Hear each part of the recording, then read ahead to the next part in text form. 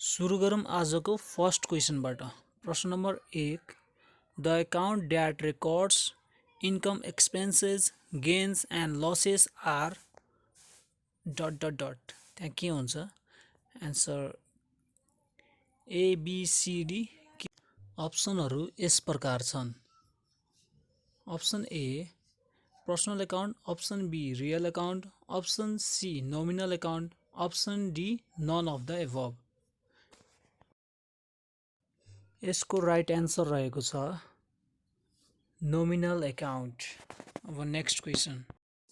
प्रश्न number 2, total of sales book was not posted to the ledger, what is the kind of error? अप्सनहरू यस प्रकार छन्। Option A error of omission, option B error of commission, option C error of principle, option D compensating error. यसको right answer के हो comment गर्नुहोस् ल।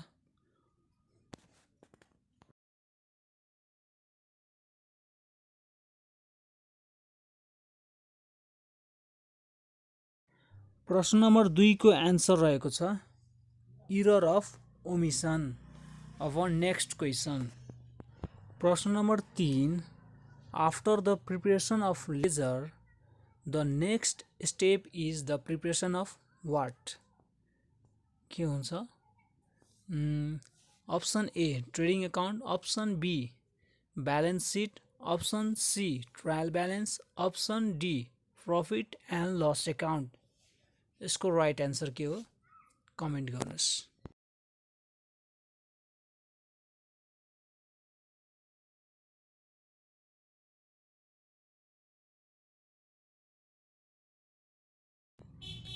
After the preparation of ledger, the next step is the preparation of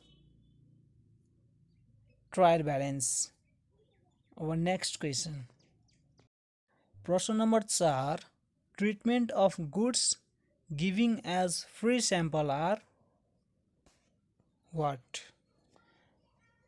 A मा added to carriage inward, B added to bad debt, C deducted from advertisement expenses, D deducted from purchases.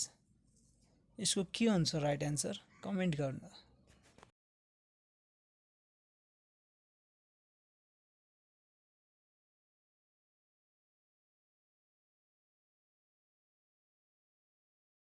Treatment of goods giving as free sample are deducted from purchases. Our next question. प्रश्न number 5, Nepal राष्ट्र bank ऐन 2058 कहिले लागू भएको हो? Option ए 2058 7 महिना 17 गते, option be 2058 8 महिना 17 गते, अप्सन सी 2058 9 महिना 17 गते, अप्सन डी 2058 10 महिना 17 गते।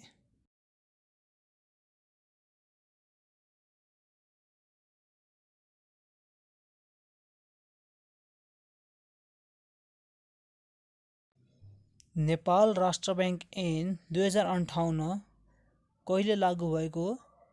2058 10 महिना 17 गते लागू भएको हो। अब नेक्स्ट क्वेसन। प्रश्न नम्बर 6, नेपालको संविधानको कुन धारामा महालेखा परीक्षकको व्यवस्था गरिएको छ? अप्सन यस प्रकार छन्।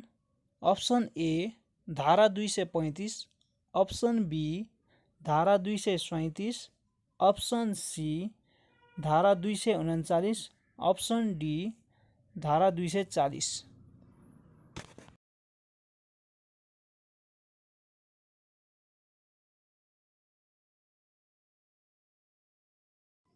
नेपालको संविधानको कुन धारामा महालेखा परीक्षकको व्यवस्था गरिएको छ?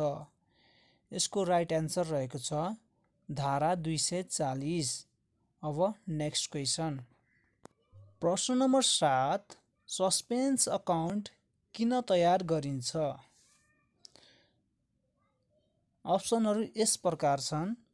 अप्सन ए सन्तुलन परीक्षण नमिलेमा त्यसलाई मिलाउन। अप्सन बी फाइनल एकाउन्ट तयार गर्न। अप्सन सी लेखा परीक्षण गर्न। अप्सन डी माथिका कुनै पनि होइन।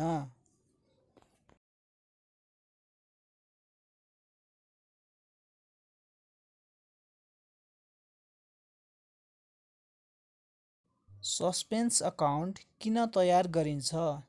यसको राइट एन्सर रहेको छ अप्सन ए सन्तुलन परीक्षण नमिलेमा त्यसलाई मिलाउन। अब नेक्स्ट क्वेसन। प्रश्न नम्बर 8 कपिराइट्स कस्तो प्रकारको सम्पत्ति हो? अप्सनहरू यस प्रकार छन्। Option A fixed assets. Option B current assets. Option C fictitious assets. Option D intangible assets.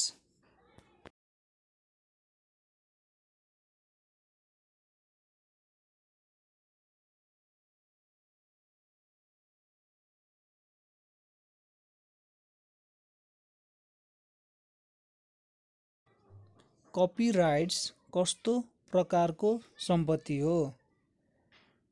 यसको राइट एन्सर रहेको छ option D intangible assets.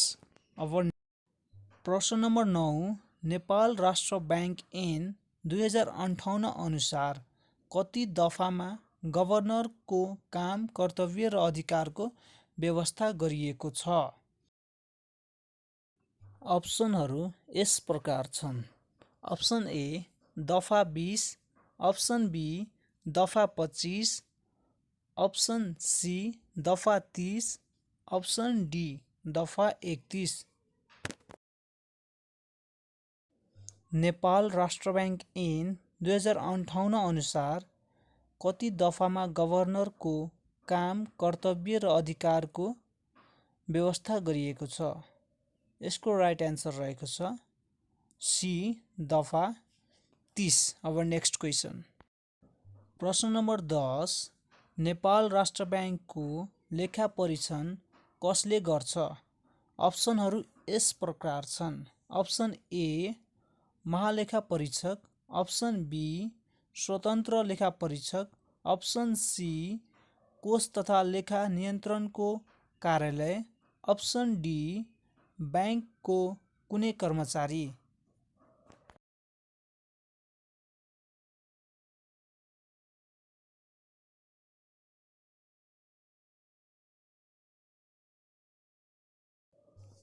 Nepal राष्ट्र ब्याङ्कको लेखा परीक्षण कसले गर्दछ? नेपाल राष्ट्र ब्याङ्कको लेखा परीक्षण चाहिँ महालेखा परीक्षकले गर्छ। अब नेक्स्ट क्वेसन। प्रश्न नम्बर 11 जिएएपी ग्यापको पुरा रूप के हो? अप्सनहरू यस प्रकार छन्। Option A generally accepted auditing principle. Option B globally accepted accounting principle. Option C generally accepted accounting principles. Option D globally accepted auditing principles.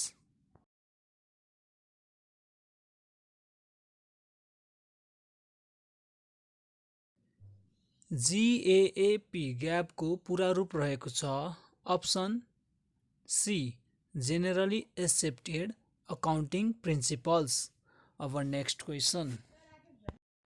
प्रश्न नम्बर 12 ब्याङ्क वा वित्तीय संस्था गाभिने वा प्राप्ति गर्ने सम्बन्धी व्यवस्था ब्याङ्क तथा वित्तीय संस्था सम्बन्धी ऐन 2073 को कति परिच्छेदमा गरिएको छ?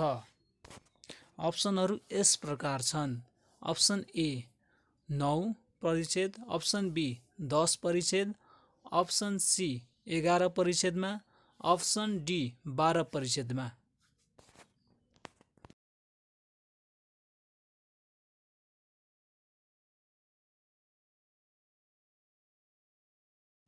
यसको राइट एन्सर रहेको छ अप्सन बी 10 परिच्छेदमा। अब नेक्स्ट क्वेसन। प्रश्न नम्बर 13 भ्याट लागू गर्ने पहिलो सार्क राष्ट्र कुन हो? अप्सनहरू यस प्रकार छन्: A Nepal, B Bharat, C Bhutan, D Pakistan.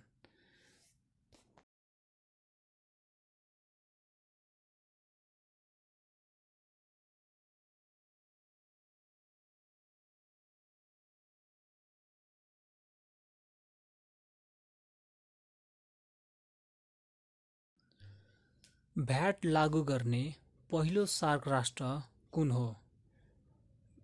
VAT लागू गर्ने पहिलो सार्क राष्ट्र चाहिँ पाकिस्तान हो है। अब नेक्स्ट क्वेसन, प्रश्न नम्बर 14, सोहराय पर्व कुन जातिले मनाउने पर्व हो? अप्सनहरू यस प्रकार छन्: option A Rajbanshi, option B Tharu, option C Thakali, option D Satar. Sohrai पर्व कुन जातिले मनाउने पर्व हो? Option A Rajbanshi, option B Tharu, option C Thakali, option D Satar. Sohrai पर्व कुन जातिले मनाउने पर्व हो? सोहराय पर्व चाहिँ सतार जातिले मनाउँछ। अब नेक्स्ट क्वेसन, प्रश्न number 15, global citizen from Gulmi नामक पुस्तकका लेखक को हुन्? अप्सनहरू यस प्रकार छन्: अप्सन ए सुभाष घिसिङ, option B Kulchandra Gautam, option C Madanmani Dixit, option D Gopal Parajuli.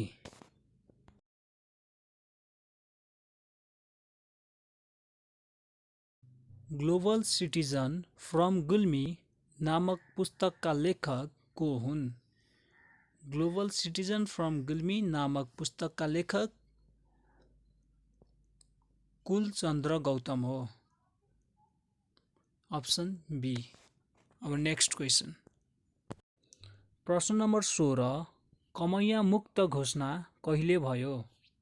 अप्सनहरू यस प्रकार छन्: अप्सन ए 2057 2 महिना 2 गते, अप्सन बी 2057 3 महिना 2 गते, अप्सन सी 2057 4 महिना 2 गते, अप्सन डी 2057 5 महिना 2 गते।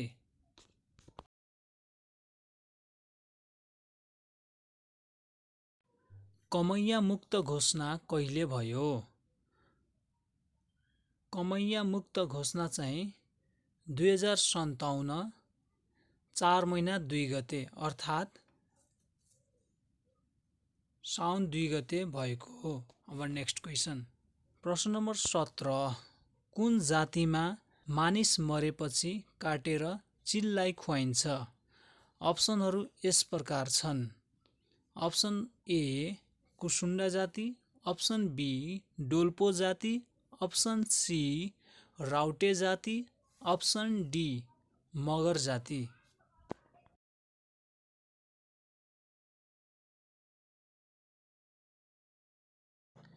कुन जातिमा मानिस मरेपछि काटेर चिललाई खुवाइन्छ? कुन जातिमा मानिस मरेपछि काटेर चिललाई खुवाइन्छ? यो चाहिँ डोल्पो जातिमा चाहिँ मानिस मरेपछि काटेर चिललाई खुवाइन्छ। अब नेक्स्ट क्वेसन, प्रश्न नम्बर 18, तामाङ सङ्ग्रहालय कहाँ रहेको छ? कुन जिल्लामा रहेको छ? प्रश्न नम्बर 18, तामाङ सङ्ग्रहालय कहाँ रहेको छ?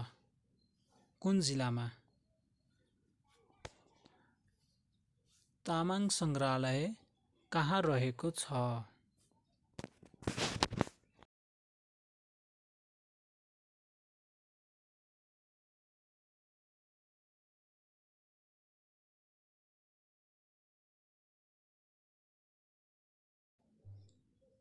तामाङ सङ्ग्रहालय चाहिँ रसुवा धुन्चेमा रहेको छ।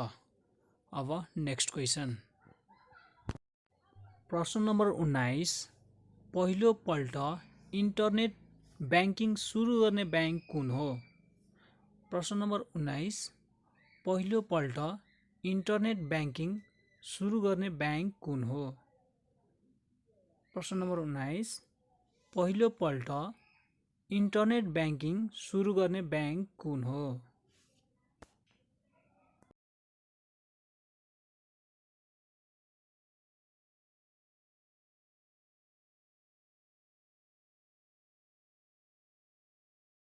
प्रश्न नम्बर 19, पहिलोपल्ट इन्टरनेट ब्याङ्किङ सुरु गर्ने ब्याङ्क कुन हो? यसको राइट एन्सर चाहिँ कुमारी ब्याङ्क हो। अब नेक्स्ट क्वेसन। प्रश्न नम्बर 20, चीनमा एक दम्पतिलाई 3 सन्तानसम्म जन्माउन पाउने नीति कहिले बन्यो? प्रश्न नम्बर 20, चीनमा एक दम्पतिलाई 3 सन्तानसम्म जन्माउन पाउने नीति कहिले बन्यो? प्रश्न नम्बर 20, चीनमा एक दम्पतिलाई 3 सन्तानसम्म जन्माउन पाउने नीति कहिले बन्यो? प्रश्न नम्बर 20, चीनमा एक दम्पतिलाई 3 सन्तानसम्म जन्माउन पाउने नीति कहिले बन्यो? 2021 मे 31 मा बन्यो। अब नेक्स्ट क्वेसन। प्रश्न नम्बर 21, स्थापना कालमा नेपाल ब्याङ्क लिमिटेडको अधिकतम पुँजी कति रहेको थियो? प्रश्न नम्बर 21, स्थापना कालमा नेपाल ब्याङ्क लिमिटेडको अधिकतम पुँजी कति रहेको थियो? प्रश्न नम्बर 21, स्थापना कालमा नेपाल ब्याङ्क लिमिटेडको अधिकतम पुँजी कति रहेको थियो?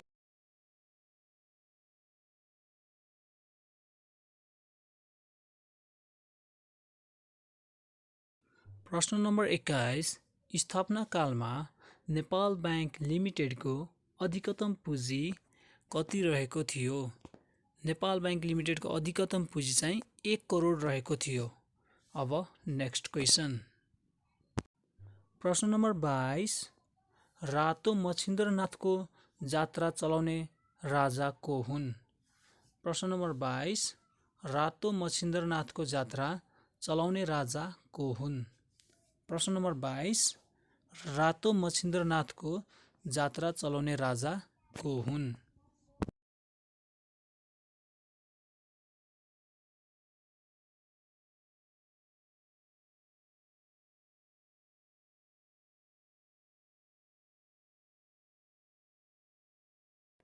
प्रश्न नम्बर 22, रातो मच्छिन्द्रनाथको जात्रा चलाउने राजा को हुन्?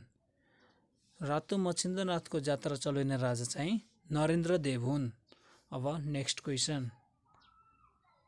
प्रश्न नम्बर 23, चीन भ्रमण गर्ने प्रथम प्राइम मिनिस्टर को हुन्?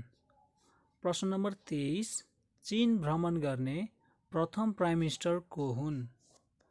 प्रश्न नम्बर 23, चीन भ्रमण गर्ने प्रथम प्राइम मिनिस्टर को हुन्? प्रश्न नम्बर 23, चीन भ्रमण गर्ने प्रथम प्राइम मिनिस्टर को हुन्?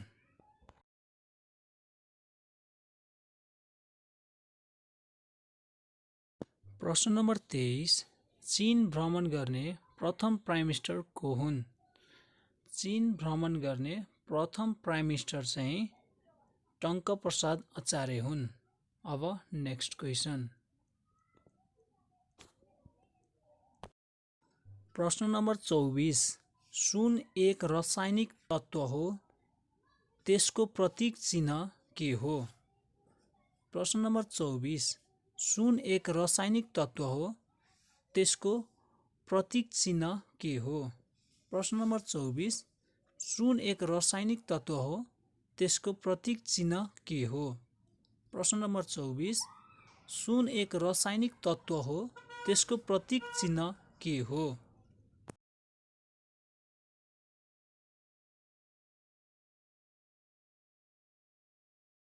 सुन एक रासायनिक तत्त्व हो, त्यसको प्रतीक चिन्ह चाहिँ औरम हो, AU। प्रतीक चिन्ह चाहिँ AU हो। अब नेक्स्ट क्वेसन, प्रश्न नम्बर 25 आजको लास्ट क्वेसन। प्रश्न number 25, what is the boiling point of gold? प्रश्न number 25, what is the boiling point of gold? प्रश्न number 25, what is the boiling point of gold? प्रश्न number 25, what is the boiling point of gold? प्रश्न number 25, what is the boiling point of gold? प्रश्न number 25, what is the boiling point of gold? Boiling point of gold चाहिँ 2700 degree Celsius रहेको छ। हस्त, धन्यवाद।